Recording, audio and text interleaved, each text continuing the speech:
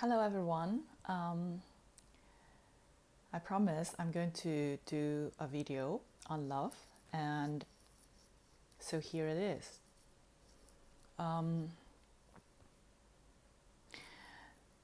So I would like to share what I have experienced or realized recently. What is love? And one thing I definitely know is that love requires the ability of being vulnerable, being willing to be vulnerable. And so this video for me, it's a process of that. And that's why I hesitated, even though at one point I felt, yes, it's something that I feel I would like to share, but very clear, yes, I have to share. So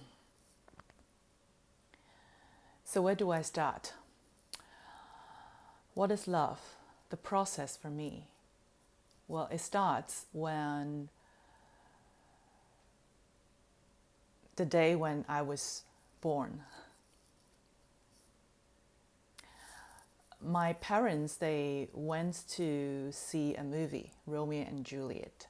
And it was during the movie, my mom starts contracting and realized that, okay, I'm going to come soon. But they finished watching that movie. Now for me, whenever I think about that, I feel it's almost like an announcement for me to come into this life. What is this baby is about? And it's about love. So Romeo and Juliet is, obviously, I guess one of the greatest love story, romance that Shakespeare wrote, right? But it's not just any romance. It's a tragedy. And that is what really speaks to me about my life, about love. And of course, in Romeo and Juliet, the movie, it's about love, it's about romance, but it's also a lot about projection and possessiveness, jealousy, hatred, drama. And that has also been part of my journey in this lifetime, learning about all that and experiencing and growing through all that. So my life journey, it's always about love. I remember I was doing a live last year during my birthday, which is coming up soon this year in about 2 months' time.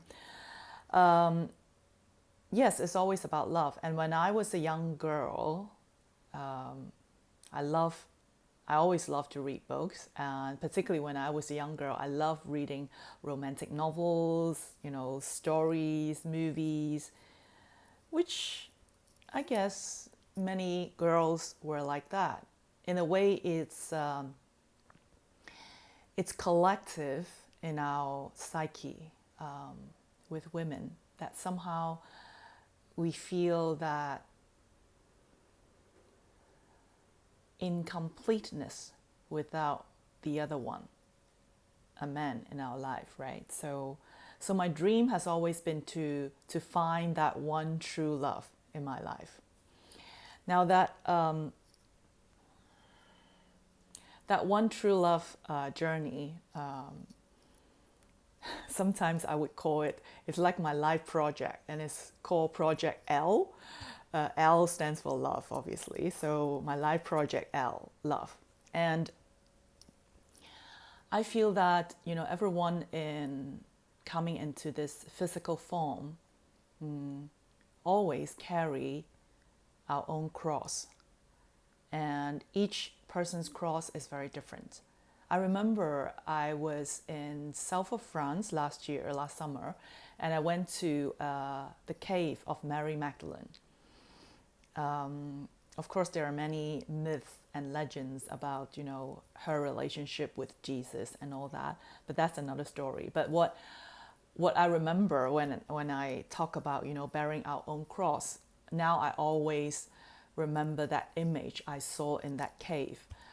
There is a statue of Mary Magdalene, and she is holding a cross. And when I saw that, when I went there the first time, I sat in front of that statue with her holding the cross, and I was just sitting and meditating, and I felt her tenderness and gentle love in holding her cross. It's almost like embracing a baby in her arms. That's how she's holding it with that statue. And it really touches me very deeply because, and I remember I was sitting there for a very long time and I was in tears. I just couldn't stop. Tears keep coming out. And the tears was the kind of tears that is a mixture of pain and sorrow and joy and understanding. But mostly it's about opening our heart. And so, yes, I feel that we all carry our cross in our lifetime, and each one is different.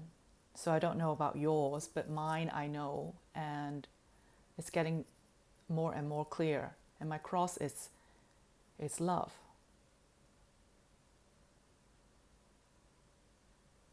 And with that, every time, when my heart breaks, it opens my heart a little bit more, and it feels like each time is an initiation into my own heart of knowing who I am. And so my life journey of love starts with my first lover, and one of my spiritual teachers, he used to say, our first lover is always, as a woman, right? It's always our father. So yes, my first lover is my father. And the moment when I felt I lost his love, it's heartbreaking. And so, yes, and an initiation into what love is, going deeper into that. And then my journey, of course, taking me into, adulthood, when I really get into relationships, and I have many relationships, but I married when I was in my late 20s, and because I have this dream of finding my one true love, right? So I thought, wow, I found my true love, and it was just amazing. And so it was very, very painful when I went through the divorce, because it's like my dream has fallen apart, and I couldn't find my grounding in life. And it was a very challenging time for me. I went through depression. And also it was one of the blessings in my life. Because of my depression, I started to seek for help. And I started on this journey of finding what it means, to love, what it means to be me. And so it just took me onto a path of searching where my heart belongs. And then, yes, I went through a few more relationships, and then finally I met my husband, my second husband, Grant. And our 10 years together was the most deep learning of love for me. There were a lot of ups and downs, and there were times when we felt we have to go separate ways. But at the end, we did not. We stayed together. We got married. And then, of course, he went through his cancer. It was 4.5 years of further deepening into my heart of knowing what love is. And then he passed away. And even though on the surface, my friends felt, I was strong, I was positive. And yes, I know I am all that. I'm strong, I'm positive, I'm all that. But deep down inside, there is this very, very deep grief and pain that I just couldn't even describe what it's like. But it's just extremely painful.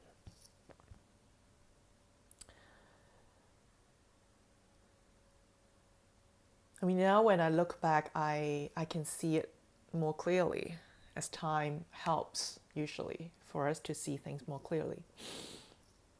Is that even though my husband, Grant, and I, we both, we really, we met in a spiritual group, and so we're both into, spiritual practice. And when we got married, we commit to a relationship that is not about collapsing into each other, but really like deepening into an understanding of, what real love is, and how can we bring that into a day-to-day physical way of expressing it. The other day, I went to this Dance Mandela workshop. It's a class and a session. And the facilitator was playing a piece of music that I really love, because within the music was Alan Watts. Later I found out it was Alan Watts. And he was speaking about falling in love. And it was so beautiful the way he said it, and really resonate with me. And what he said is, we say we fall in love. We don't say we rise in love. And because the truth is, yes, it requires us to fall in love, and what it means is the falling in love process is like a surrendering to another person. And that really like resonates so deeply with me, because that's what romantic love really is. It's a surrendering. It's a deep, deep surrendering to the other person. And it's a very scary process. And sometimes it's very messy as well. And then the other day, my yoga teacher was talking about this, he's talking about the body. He says surrendering is not collapsing, and this exactly reflects in my understanding of romantic love, romantic relationship as well. Is because in the past I expect when I'm in a relationship with a guy, I guess I did collapse into that relationship. But gradually I learn and I understand it's not. It's really that surrendering. And especially with Grant, my second husband, I experienced that, what it means, not to collapse into the relationship, but to surrender into that relationship and to the other person. And so that has been a very, very long journey. So my husband passed away more than 3 years ago now. And because love has always been something so important to me, and I always have this sense that, yes, I feel that I will be in a relationship again,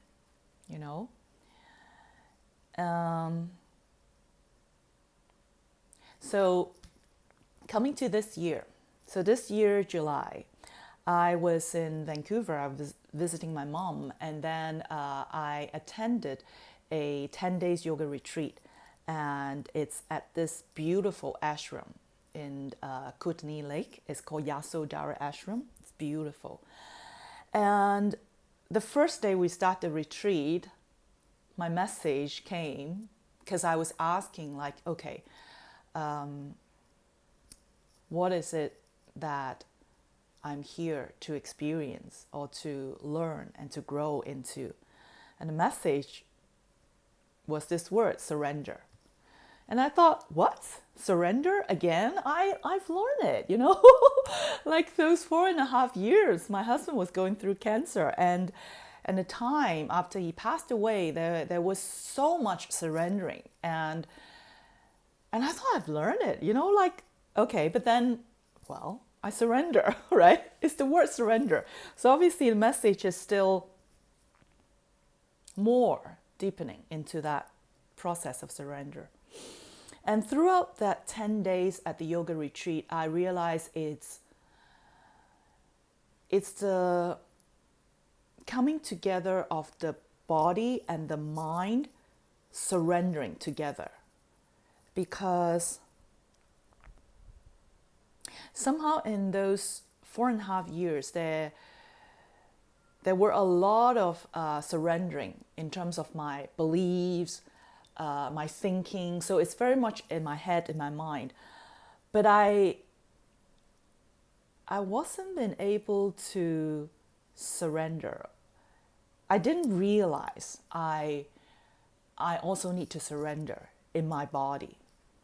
And what I mean by surrendering in my body is that full relaxation of coming into this physical form, of knowing that, wow, this is me, this is the body, that I come into this physical form that carries me in this life. And the importance of really connecting. And by connecting, it is a process, and it includes that process of relaxation, which I was really bad. I was not very good in relaxing my body. And then at the retreat, because every morning we were doing yoga sessions, exercise, the physical like hatha yoga, But the 10 days is not just about the hatha yoga, which is one part of or one practice of yoga, but there are different forms of yoga. So we went through that process, and so every day I was surrendering a bit more, relaxing a bit more into my body, and I could really feel the difference of doing that. And then as the day goes by, I feel more and more connect with my body as I relax more deeply into it. And I could see that as I relax more deeply into my body, my mind and body connection starts coming together. And this, I remember one day, one of the teachers was talking about as above, so below. And I realized the as above it's like, okay, as above here, so below here in my body. And that was like, that hasn't been there before. That connection, the body, the mind and body connection. But gradually in those 10 days, I felt what it feels to have that connection. Not saying that I have it all the time, but I have a taste of it, of what it means. So that it's a really crucial shift for me along this process.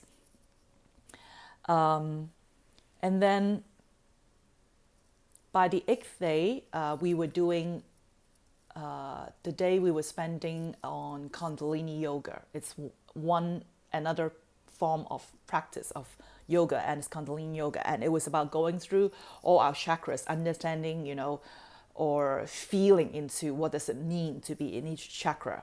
And for those of you who don't know what chakra is our energy system, in our body. That will be another video if anyone is interested to learn about chakra system. But so going back to that, so the 8th day I was doing the Kundalini yoga practice, and as we move from our solar plexus, which is the 3rd chakra, into our heart, which is the 4th chakra, we have to, and the teacher was sharing with us, there is this tree, it's called wishing tree, that you pass through, and then it brings you up into the heart and open up your heart, and then you will connect like the lower chakras and the upper chakras, and bringing all that up into sort of alignment. So in the practice, one of the question we reflect on is because when we pass through that, there is a process of surrendering something, letting go of something, of our heart's desire, in order to purify what's real and true. That is truly our heart desire. We have to actually surrender and let go or sacrifice something, right? And in the process of reflection, I couldn't get it. I just couldn't get it, and I surrendered that. Okay, at that point, it just didn't come to me. So I thought, okay, fine, it's not there. Anyway, so we did that day, and then in the evening, which we have every evening when I was at the ashram, we have satsang. So satsang is like a gathering of all of the people in the ashram, and we do chanting and prayers. And then there is a teacher who will share something, an insight or a story or whatever she or he feels like. So anyway, so that night I went to satsang. And as we were chanting, I closed my eyes and I was in the process of chanting. And at the same time, I was reflecting. I was still kind of, holding that question inside my heart and saying, what is it that I need to surrender and let go, which is my heart's desire, right? And then suddenly at one point in the middle of chanting, it came to me, the answer. And the answer was love. I have to surrender love. And then my mind was screaming. I mean, I was chanting physically, but my mind was screaming out loud, no, no, not love. How can you ask me to surrender and let go of love? That's like my life. It's like my life purpose is about love. So it was all that going on. And at the same time, I was chanting. And chanting for me is a very like purifying process. I can't explain, but it's the sound of continuously, chanting the mantra. I keep doing that for a period of time. It really helps you to purify whatever is there that I need to let go. And so as I was doing that and my mind was screaming all that, suddenly it came to me that what I need to let go and surrender is my love, my interpretation of love, what I understand love is, so that I can move into divine love, what real love is.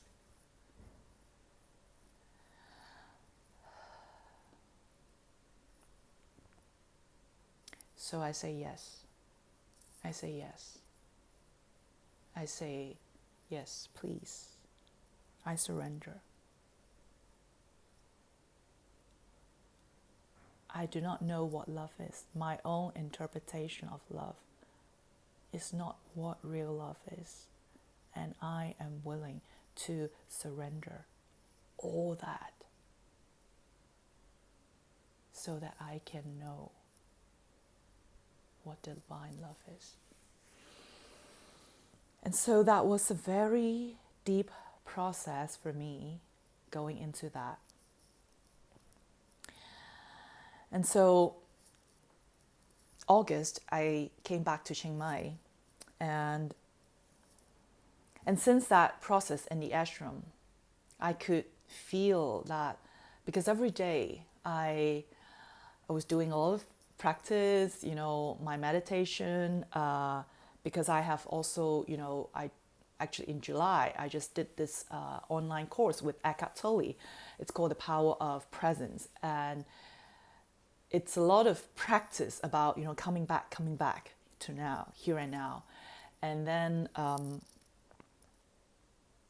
I've just started another online course with Tara Brach and Jack Confield. It's called The Power of Awareness. It's about mindfulness practice. So I've been doing a lot of those things, and it really helps. It's like a clearing out of internally what is not truth, what is not truthful for me, and so I'm coming to more and more clarity of, who I am and what love is and all that. So August, coming back to Chiang Mai, and from August till now, I just have a lot of, there were like days I feel really joyful, blissful, because I felt so deep into that divine love that is so, like, it really touches me very deeply. And yet there are days of despair. The days of despair is when I feel that I've given up, like love. And for me, that surrendering of my interpretation of love also means, at that point when I was at the ashram, I felt what I am committing to is I'm not going to, experience like personal love, like intimate relationship and all that. I thought that is what I was being asked. And so there were, days of joy when I was in divine love and feeling all that connection with myself, with divine, with people.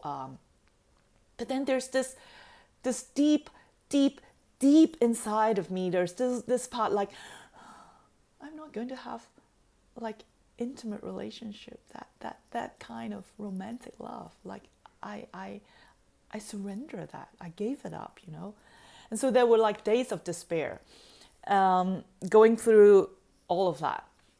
And so I was in like a emotional roller coaster, which is, I suppose, very much of who I am. For those of you who understand or know about human design, my inner authority in human design is I'm an emotional inner authority, and I have my emotional solar plexus defined, operating all the time. So I have all these emotional waves, and so the last month since I came back here, it was a lot of that, the emotional wave, and I could really feel it, particularly because I've been really practicing the mindfulness practice. So it's almost like more intense the emotions become, because I am really feeling it. I'm not pushing it away. I'm really feeling it, and so and And so since I came back, I decided I want to do more things related to my body. So I start joining all these different groups, going on hiking, going to Zumba classes, going to yoga class, going to this dance mandala sessions, and joining recently. I joined a tantra class, weekly tantra class as well. So all these different things, like I feel I want to, do something with my body, and also deepen my connection with myself, with my body, and that connection between body and mind. So on the full moon day of August, I went to a social situation, and then, of course, there are different people there, and I met someone, a guy. Don't be too excited first, okay? So I met someone, and I felt this connection. I mean, really, it's strange. I cannot explain, but there is a connection there. I felt it, and the interesting thing is, it's the day of the full moon in August, which 13 years ago, that was the exact day I started my relationship with my husband, Grant. It was on a full moon in August 13 years ago. And then that day, I mean, this year, that day in August, when I met this guy, it was that full moon. And also during that day, I kept seeing triple threes, 333, 333. And usually I see a lot of 333 like in the cars, car plates and all that. But that day, it was so funny. We're driving somewhere, and then there's this huge 333 on the wall. I don't know what it means, but I don't know what it is, but it's on the wall, right? And so I have to explain like what 333. Some of my friends know, my stepdaughter, they know as well, because I told them. After my husband passed away, one day during my meditation, he came to me. His presence came to me, and of course I felt sad. I missed his physical presence and all that. And then he came to me, and then he said to me, don't feel sad.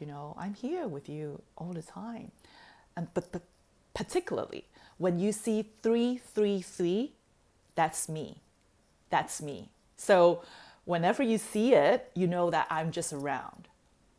And so, so that day, I kept seeing 333 everywhere. So I thought, ooh, okay, is this a message, supposed to be a message? And then, of course, and then I remember my sort of, it's not so much a vow, but it's like, hey, I surrender that personal love, but like, okay, but it's like, it's coming back. So, and at the same time, during this time, as I come back to Chiang Mai, I feel really curious about learning my astrology chart. And I do know someone, a really good astrologer. So I asked him, can he teach me a little bit, about, my chart, and specifically about the asteroid Lucifer impact on my chart. It was just an intuitive hit that I felt I really need to, at this point of my life, need to understand what does it mean having Lucifer in my chart. And so I started this session with this guy, learning about astrology. And it was all sort of in the middle of all these happening when I was learning this astrology. And he told me that, okay, Lucifer is in my 5th house on my chart, and my 5th house is in Capricorn, and it's also with my South Node there. Now, guys, if friends, if you are interested to find out details more about astrology on that, I highly recommend this person. I am learning astrology from. It's not about fortune telling. It's really about planetary, alignments with our own personal life, and it's called evolutionary astrology. I highly recommend because it's about learning ourselves to know who we are, why we come into this life, and understanding our own karmic patterns and all that. So that's another story. And if you're interested, just let me know. Okay. So going back to that, Lucifer in the 5th house, Capricorn with South Node. Now, what that means, if you understand, astrology, 5th house is the house about love, and romance, and wow, and joy. Because it's about self-fulfillment. 5th house is also about self-fulfillment and our inner child as well. But most importantly, it's about joy. Like, what brings me joy? And so he asked me, this astrologer, he asked me when we were talking about this house and Lucifer in that house, he said, so what brings you joy? And the minute he asked the question, it pops up. It's like, romantic relationship really brings me joy. But I'm not supposed to have it. That's what I thought. Okay, that's what I thought. Apparently, it's not the case. Anyway, so it just kind of trigger that, and of course as I get deeper into thinking about what love really is and what romantic love really is that surrendering, and when I truly surrender to another person, I let go of all the need to control, which is a huge thing for me. I am very much a controlling person. I learned that since I was very young, how important it is to control so that I don't have to go through pain. That is another story, maybe another video. So surrendering helps me actually to go back into my heart and understand what selflessness is. What does it mean to be selfless? And for me, that is what love really is. It's about being selfless.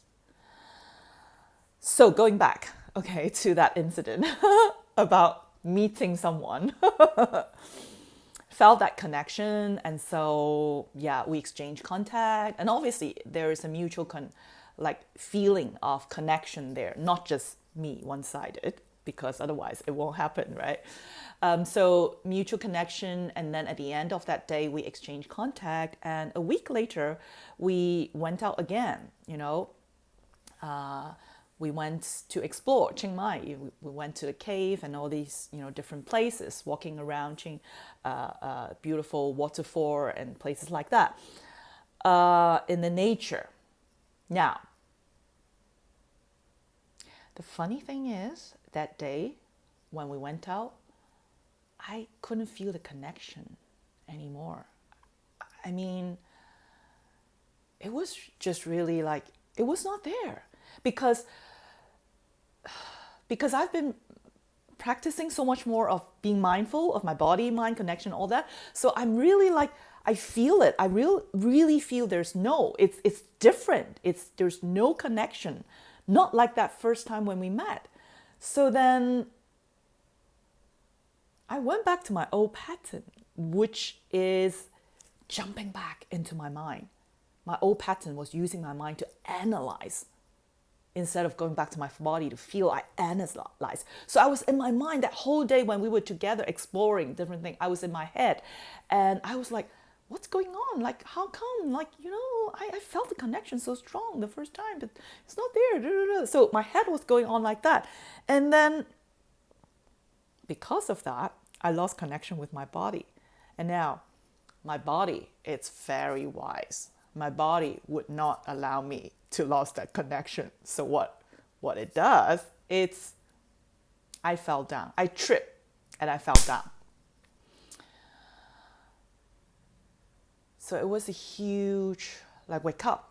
Suddenly came back to my body because I fell down. And it was actually really hurt deeply. It was bruising, blood coming out, from my hand. And I literally couldn't move my hand for quite some time. Still now, it's a bit sore. It was more than 2-3 weeks now. But the thing is, the body doesn't lie. The body does not lie. The mind can try to be very cheeky, but the body, no. So the body basically says, stop, come back. So I did, I come back. Now, that full moon was end of, August, and then a week later we went out, which was the beginning of September. And that day I fell, and so hurt myself, and then, came back. And then on the 6th, and I thought to myself, okay, so there's no connection. So obviously, it's not meant to be. Okay, it's fine, it's fine. But then on the 6th of September, I dropped down all these days so that I can refer back and tell you how synchronized, and how there is no coincidence. Like everything is so amazing when we're connected, with what life is showing us. So the 6th of September,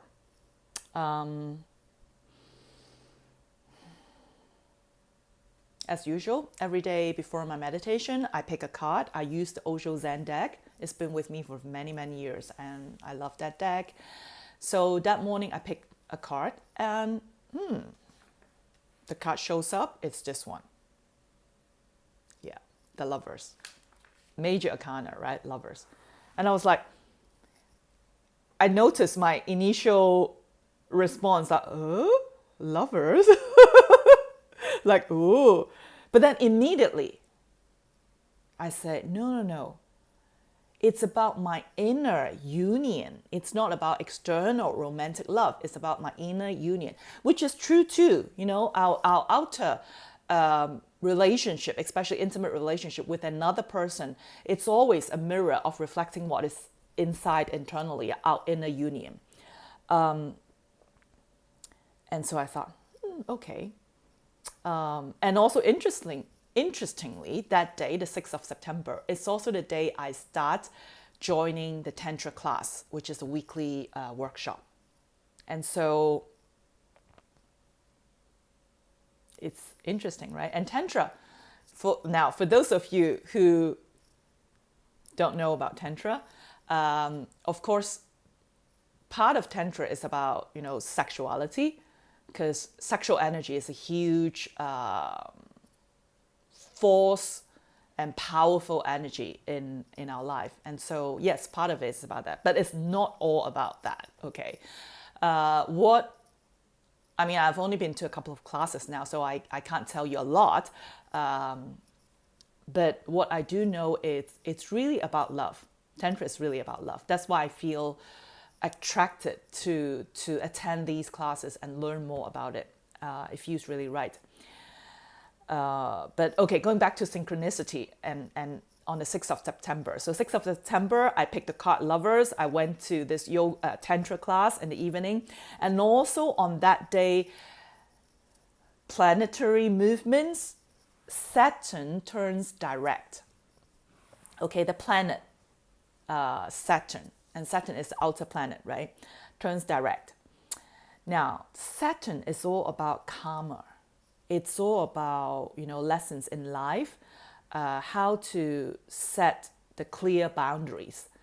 And of course, when when we are engaged in intimate relationship, it's suddenly feels like the boundaries, it's gone. It's not there, because like two person really, when you really, or when I really come together with another person, we feels together as if we are one, right? So the boundaries is dissolving. So it's really like interesting when that all come together. And on top of all that, so the Saturn turns direct. It's like collectively. It's for the collective. It's for everyone, right? But also, what happens with my own chart? Saturn is transiting my 5th house. Talking about synchronicity, right? Just really amazing. So that was that, and then on the 8th of September, so a couple of days later, I went to a workshop, Tantra for women. So this one specifically, it's not a weekly class anymore. It's just happened to be on that Saturday. It's a half-day workshop for women. So because I just went to the first class of the Tantra class and I really feel resonate, so I thought, I'll go to this one as well. So I did. And in that class, in that workshop, obviously it's all women, right? So amazing. So amazing. I truly get to feel and experience what it means to love myself and fall in love with myself. And that day I experienced that. So amazing. And I experienced my own radiance as a woman, my own essence of who I really am, and the radiance of other women at that workshop as well. And it was just all very, very beautiful.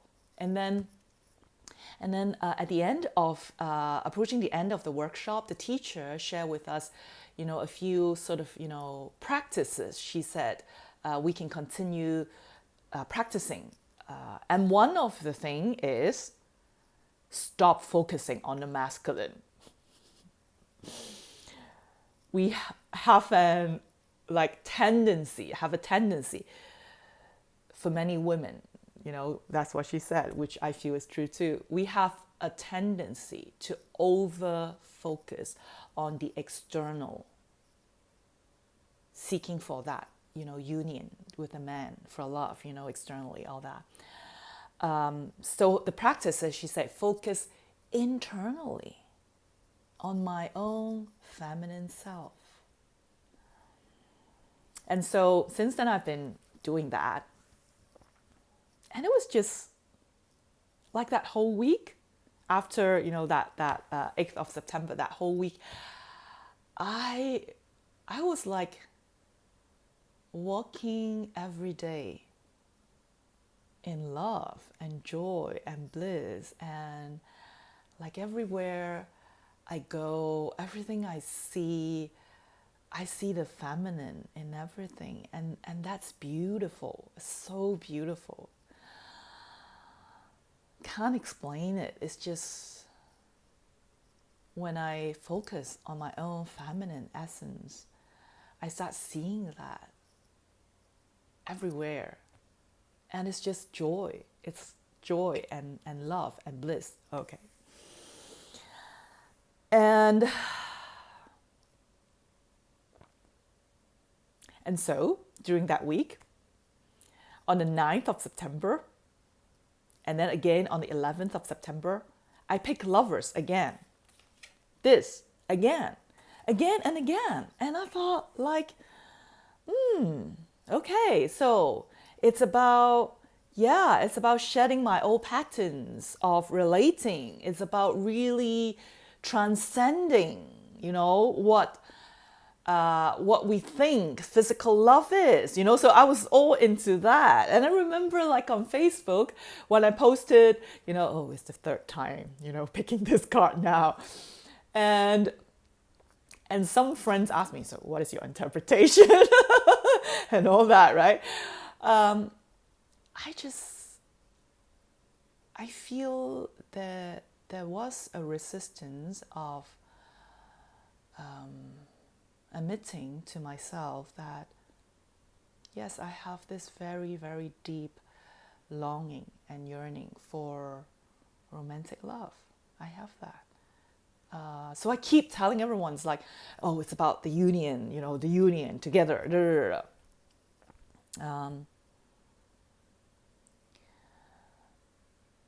But then because I keep, picking that card, I cannot escape my own sort of internal, like inner knowing.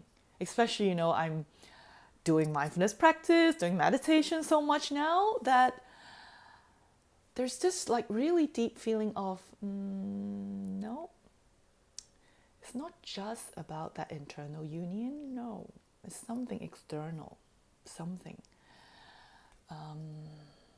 And so I say to myself, okay, I'm open and whatever needs to happen will happen, and it's okay. I'm willing to surrender again. And realize there's more for me to discover about, all this thing. And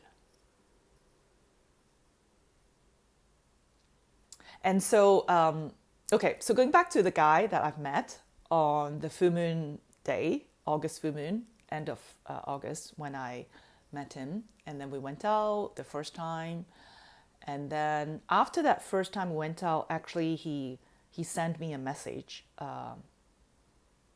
asking me about my hand, how was I doing, all that. But also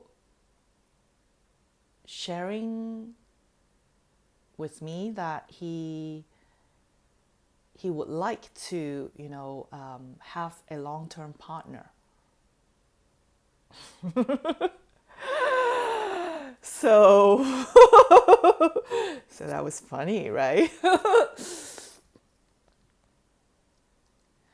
But anyway, because I had that fall, I just felt like, because of that time when we went out again and I had that fall, I just didn't feel the connection. So I was like, I don't know, I'm not sure. And so I didn't really reply specifically to that message. I only say briefly something along the line that, yes, we all like to, have someone in our life to share our life is, because life is amazing. So I say something very generic instead of responding deeply, So that was that. And interestingly, he hasn't, sent me any more messages after that. So, and now I look back, I felt like, okay, it was like I need that window so that I can experience all the other sort of, coming back to myself, the radiance of feeling fully into myself and connection and all that, and not focus externally and all those things, right? And then on the 17th of September, he sent me a message. which was just a couple of days ago, right? And then I realized, so obviously there's really unfinished business, because originally I thought, okay, he said something about long-term partner, I was like, ooh, okay. But then after that, he didn't really, send me any more message, and it was like 2 weeks, right? So I thought, okay, maybe that's it.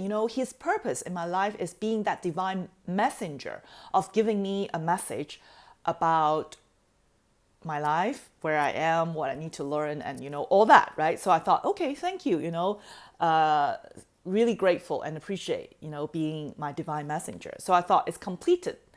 But then when he sent me another message again, and I thought, okay, obviously no, he's not just a divine messenger. There's still something unfinished that we need to kind of finish that.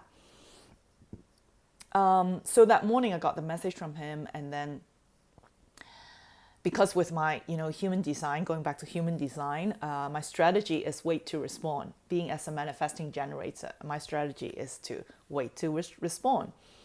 So I've been practicing, yes, learning to be patient and not just jump and respond with something. So I felt it for a whole day, like really getting into my body and not coming from my mind, and just feeling. And then in the evening, I respond. And the respond is because I realized the first time when I respond to his message, it was very superficial, generic, right? But then I realized, no, it doesn't matter if we will be in a relationship or not, but I do not want to be superficial with people anymore. That has been sometimes very much a pattern of mine. Meaning it's not like I'm not being genuine, but sometimes I feel like, you don't have to go like that deep. You don't have to, right?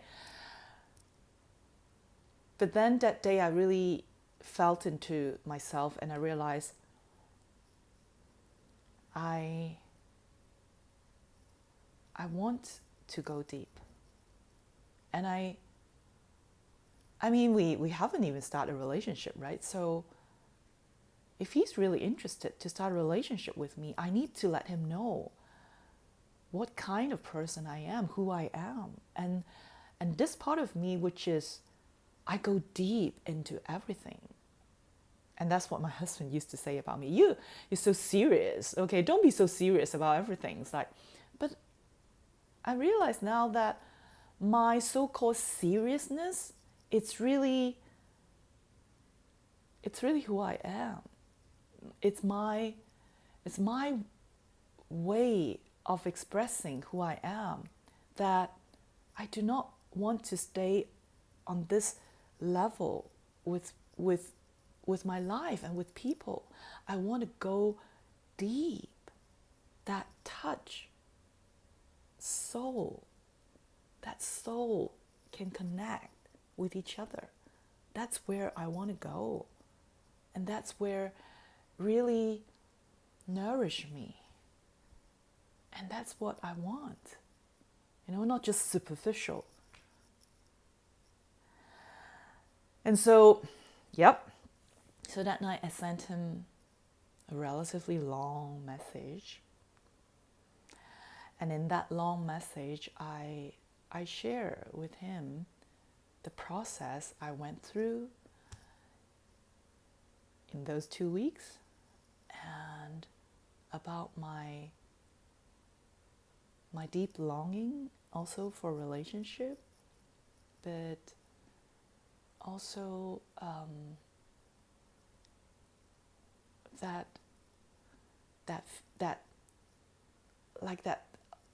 longing, and at the same time fear about going into a relationship, because I'm happy being on my own. I mean, seriously, it is a very joyful thing when you do not have an intimate partner to be your mirror and reflect back to you. So then you just have to do your own work, and it's joyful because it's easier. It's so much more easier when you do inner work just on your own without the other person, because when there's another person, there's so much more like deeper dynamics that will like just come out. You can't control but come out, right? Because both persons have our own dynamics of our woundedness inside of us. And so intimate relationship really brought that out. And so like being on my own is just so blissful. Doing yoga. Well, but then I know like that's not my path, and my path is to go deep with another person in a romantic relationship, in an intimate relationship. And so that is my path. And so anyway, so in the message I share with him what I felt. And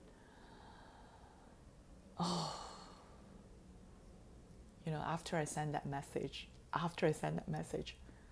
I immediately turned to airplane mode, my phone, because I was like, I felt so nervous and so scared. Like, wow, geez, what did I just do? I almost felt naked in front of an almost stranger. It's almost like I open my heart and soul and reveal myself to another person like that.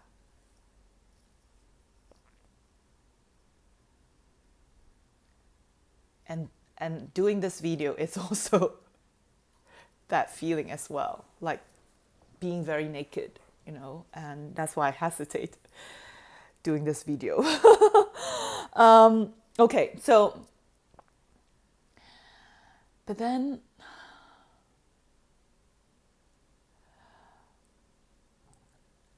the divine really rewards me when I'm willing to go and surrender and go deep and surrender some more, right? That night I have a dream. I'm not going to go into details of the dream. Maybe another video. Because this is already 1 hour now. I don't know. Okay. So the dream, in short, it's the most amazing dream. In the dream, I was in the other world. And in the other world, there are a lot of outcasts in the other world. And in the dream, I am coming back from the other world to this world, and I'm bringing the outcast with me, coming back to this world. Wow.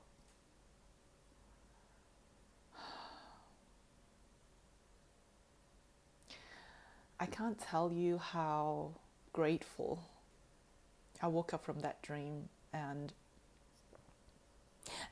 also that was the first scene, bringing the outcast back, and there's more elements into it, but that was the main theme, and the ending of the dream, which is the second part, it's I'm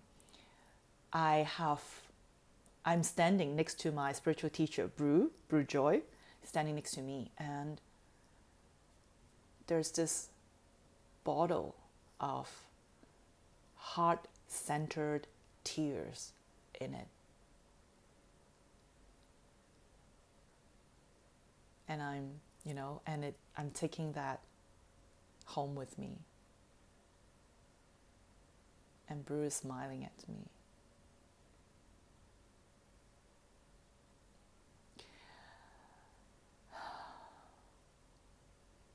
it's almost like he's smiling at me and saying, well done. Finally, you are willing to bring all those cast out parts of me in the other world back with you, with me, into this world by being open in sharing who I really am, being vulnerable with other people. And I love that bottle of heart-centered tears because it's almost like it's like a bottle that has kept all the tears of not just in this lifetime, but many, many lifetimes of going through what I call unrequited love in relationships, in romantic relationships, and keeping all those tears there because it's a reminder for me to know that those tears are not wasted. Those are tears that brought me to where I am today, of knowing what love is, that selflessness of being able to surrender to another person.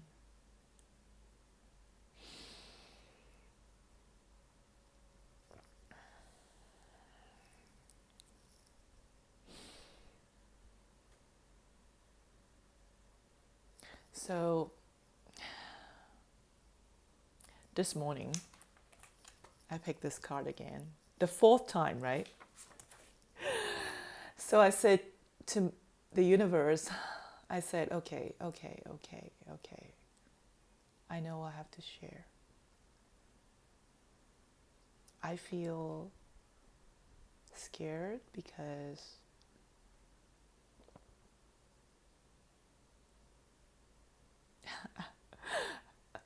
I don't even know why I feel scared, but I do feel scared to share this whole journey.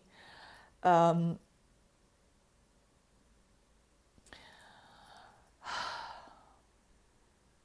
I guess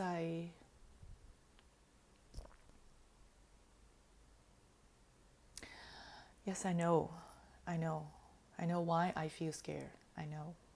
I feel scared because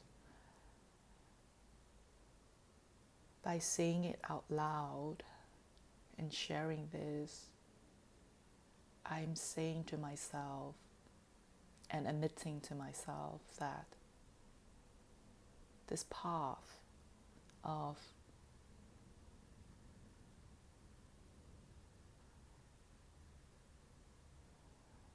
learning what love is,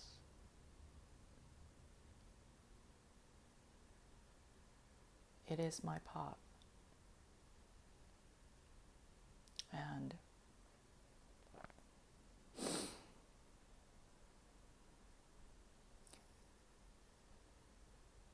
I remember Richard Rudd, the founder of Gene Keys, is another system that kind of, came out of human design, because Richard Rudd also, he was a human design sort of teacher before, but okay. Richard Rudd, what I want to share is this. Richard Rudd said,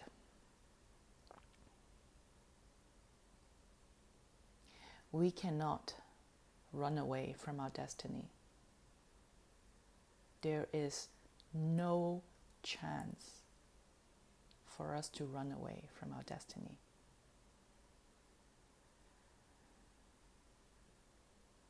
And so knowing,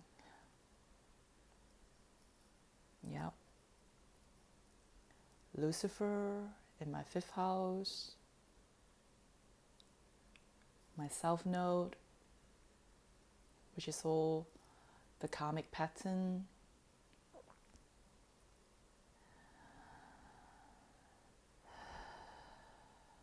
and 5th house is about love and romance. Yes.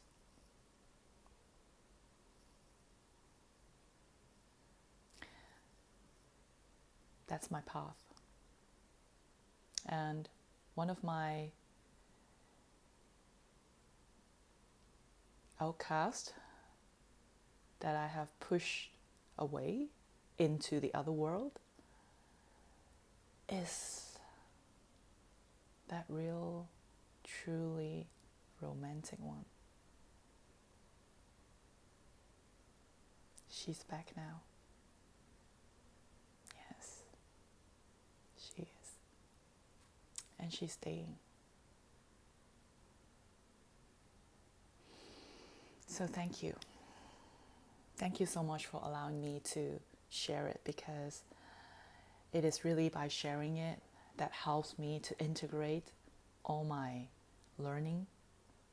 And I sincerely hope that you will also know your path and what love is. Thank you.